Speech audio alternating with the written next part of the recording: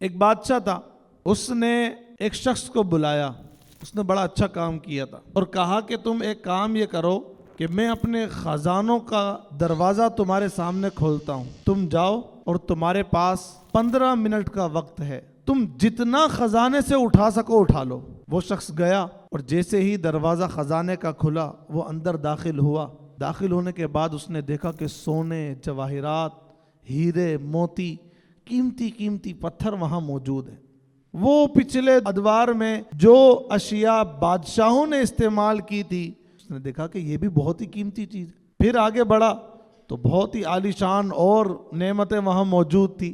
سب کچھ دیکھتا ہوا وہ حیران ہوتا چلا گیا کیونکہ وقت تو ہے اس کے پاس۔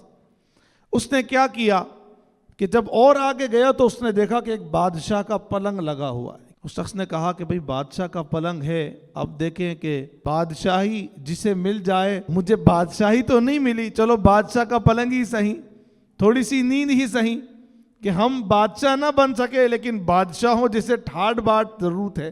آج بھی کچھ لوگوں کا انداز یہی ہوتا ہے نا کہ محنت کی کمائی کی نہیں جاتی لیکن دوسرے کو پیسے اپنی ذات پر ایسے خرچ کرتے ہیں جیسے خود بادشاہ ہے، کہ دوسروں کو قرضہ دینا ہے لیکن کیا ہے اپنی ذات میں بابا کاٹن کے سوٹ سے نیچے کام نہیں ہے تیرے بھائی کا، اسی کے ساتھ ساتھ بکرے کے سے نیچے کھانا نہیں ہے تیرے بھائی کا، اور لوگوں کے قرضے دینے ہیں۔ اندازہ لگا لو آج بھی لوگوں کا شاہانہ زندگی اس طریقے سے گزارتے ہیں، حیرت ہوتی ہے، دینے کی فکر نہیں ہوتی۔ تو بات یہ کہ اس نے کہا کہ بادشاہ نہ صحیح، جس طرح جس پلنگ پہ بادشاہ آرام کرتا ہے اتنے نرم و ملائم بستر پر میں تھوڑی دیر آرام ہی کروں، بیٹھوں تھا ہی۔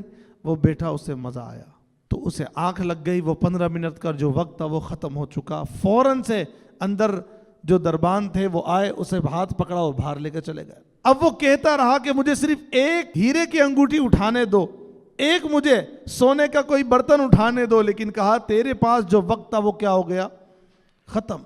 بڑا افسوس، شرمندگی، ندامت ہوئی اسے۔ جب وہ باہر گیا تو عزیز رشتہ داروں نے اس پر لان تان کیا کہ اتنا عظیم موقع ملا اور تو کچھ بھی ہاتھ میں نہ لایا، خالی ہاتھ آ گیا۔ وہ ساری زندگی اس پر افسوس کرتا رہا۔ دوستو جو اس کو موقع ملا تھا اس نے موقع کیا کیا، گوا دی۔ دوستو یہ جو رمضان المبارک ہے نا، یہ اس بیش قیمت سونے، ہیرے اور جواہرات سے زیادہ قیمتی ہے۔ اب بات یہ ہے کہ اس رمضان کو اگر میں غفلت میں گزار دوں تو کچھ بھی کما نہیں پاؤں گا، میں کچھ بھی اس سے حاصل نہیں کر پاؤں گا، جو ہیرو موتی جواہرات ہیں وہ مجھے میسر نہیں آئیں گے۔ اور اگر اس رمضان کو میں اس کی اہمیت کے ساتھ اور جس طرح اس کا حق ہے وہ حق ادا کر کے اگر میں مکمل کروں گا تو یہی وہ رمضان ہوگا جو کل قیامت کے روز اللہ کو کہے گا کہ اے اللہ، اس نے میری آمد کا احترام کیا تھا، مجھے ادب کے ساتھ مکمل آداب کے ساتھ گزارا تھا، اے اللہ میری سفارش ہے کہ تو آج اسے بخش دے اور داخل جنت فرما دے۔ یہ کب ہوگا؟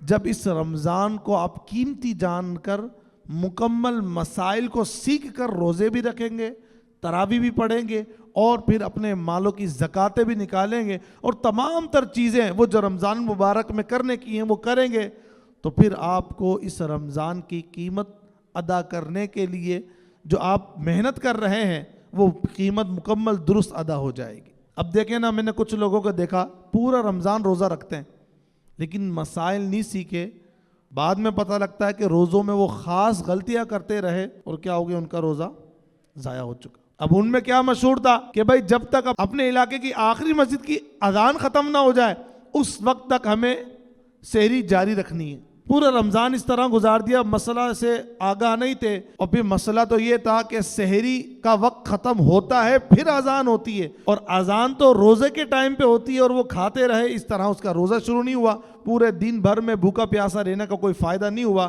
روزے کیا ہو گئے، ضائع ہو گئے۔